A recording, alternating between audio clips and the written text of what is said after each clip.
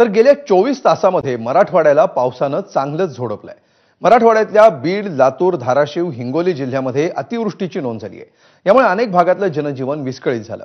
मराठवाड्यातल्या या अतिवृष्टीचा आढावा घेणारा हा खास रिपोर्ट।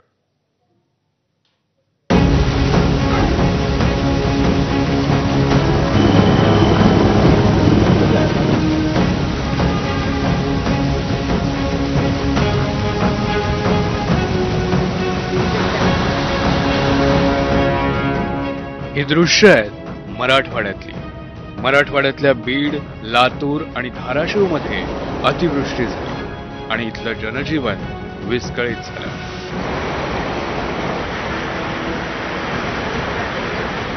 आष्टी तालुक्यातल्या कडा इथं नदीपात्रा शेजारी साप्ते कुटुंबातले 11 जण पुरात अडकले होते। घटनेची माहिती मिळताच प्रशासन कामाला लागलं। या सगळ्यांना वाचवण्यासाठी चक्क हेलिकॉप्टरची सोय करण्यात आली आणि काही तासांच्या अथक प्रयत्नानंतर या सगळ्यांची सुखरूपपणे सुटका झाली।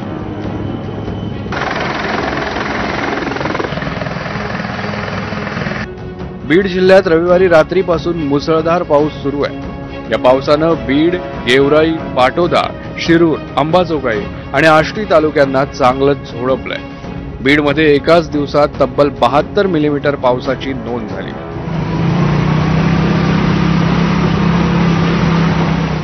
धाराशिवमध्येही अनेक तालुक्यांना अतिवृष्टीचा फटका बसलाय। कळंब तालुक्यात तेरणा नदीला पूर आल्यानं अनेक पूल पाण्याखाली गेले, त्यामुळे वाहतूक बंद होऊन गावांचा संपर्क तुटला।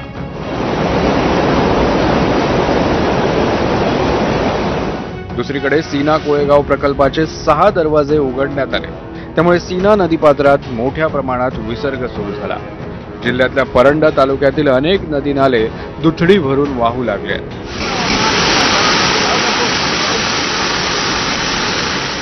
हिंगोलीतही गेले 4 दिवस पावसानं झोडपून काढले। औंढा नागनाथ तालुक्यातील अनेक ठिकाणी ढगफुटी सदृश पाऊस झाला, त्यामुळे अनेक ठिकाणी ओढ्यांना पूर आलाय।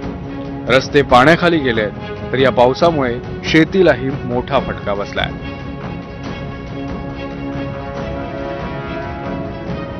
हिंगोली जिल्ह्यातल्या इसापूर गावाजवळ पुराच्या पाण्यात वाहून जाणाऱ्या एका शेतकऱ्याचा जीव तिथल्याच तरुणांच्या प्रसंगावधानामुळे वाचला।